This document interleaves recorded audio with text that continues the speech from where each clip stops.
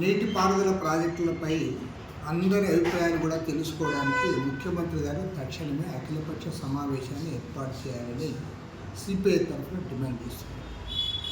ఎందుకంటే ముఖ్యమంత్రి గారు రాష్ట్రం విడిపోయిన తర్వాత మొదటి దశలో ఆ రోజు పోలవరం ప్రాజెక్టుకి అధిక ప్రాధాన్యత ఇచ్చాడు. ప్రజలందరూ కూడా హర్షించారు. పోలవరం సోమవారం అంటూ కూడా ఆయన ఒక నినాదాన్ని కూడా ప్రజల్లో తీసుకుపోయారు.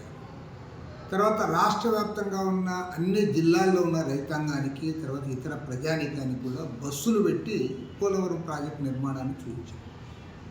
మరి ఇవాళ మళ్ళీ రెండవసారి అధికారంలోకి వచ్చిన తర్వాత ఇవాళ పోలవరం గురించి మాట్లాడడం లేదు. కేంద్ర ప్రభుత్వం పోలవరం ఎత్తు తగ్గిస్తే దాని గురించి మీరు మాట్లాడలేకపోతా ఉన్నారు. ఇవాళ పూర్తి స్థాయి ప్రయోజనాలు నెరవేరని పరిస్థితి దానికి వచ్చింది. అదేవిధంగా పెండింగ్ ఇరిగేషన్ ప్రాజెక్టులు ఏవైతే ఉన్నాయో హంద్రీ నీవా, గాలేరు నగరి, వెలుగొండ ప్రాజెక్టు వాటి గురించి ఏమాత్రం మాట్లాడరు. ఉత్తరాంధ్ర ప్రాజెక్టుల గురించి మీరు మాట్లాడరు.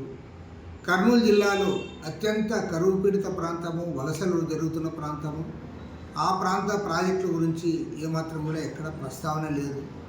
ఇవాళ కొత్తగా పోలవరం బనకచెర్ల అని చెప్పి దాని చుట్టూ తిప్పారు. దాంతోనే రాయలసీమ అంతా సస్యశ్యామలం అవుతుందన్నారు. మళ్ళీ ఇప్పుడు పోలవరం బనకచెర్ల కాదు, పోలవరం సోమశిల వరకు ఉంటుంది. తర్వాత ఇంకొక దాని అలైన్మెంట్ మారుస్తామని చెప్పి మీరు చెప్తా ఉన్నారు. అసలు మీరు ఎప్పుడు ఏం మాట్లాడుతూ ఉన్నారో ప్రజలు కన్ఫ్యూజ్ చేస్తున్నారు.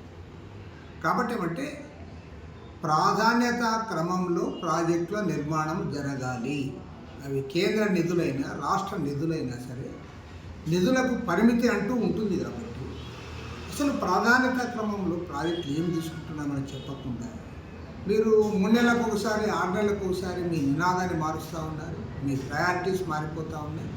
ప్రజల్ని కన్ఫ్యూజ్ చేస్తూ ఉన్నారు. అసలు ప్రభుత్వం కన్ఫ్యూజ్ అయ్యి ప్రజల్ని కన్ఫ్యూజ్ చేస్తూ ఉన్నారా, లేకపోతే ప్రజల గురించి మీరు ఆలోచిస్తూ ఉన్నారా?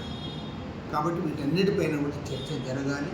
అందుకు గాను ముఖ్యమంత్రి గారు ఇరిగేషన్ ప్రాజెక్టుల నిర్మాణంపై, గోదావరి కృష్ణా నదుల అనుసంధానంపై వీటన్నిటిపైన కూడా చర్చ జరగాలని కోరుతా ఉన్నాం. నిజంగా ముఖ్యమంత్రి గారు చెప్పినట్లుగా వేల టీఎంసీల నీరు అటు గోదావరిలో ఇటు కృష్ణాలో సముద్రంలో వృతాగా కలిసిపోతూ ఉన్నాయి. ఆ నీటిని ఉపయోగించుకోవాలనేది ప్రజలందరూ కూడా కోరుకుంటూ ఉన్నారు.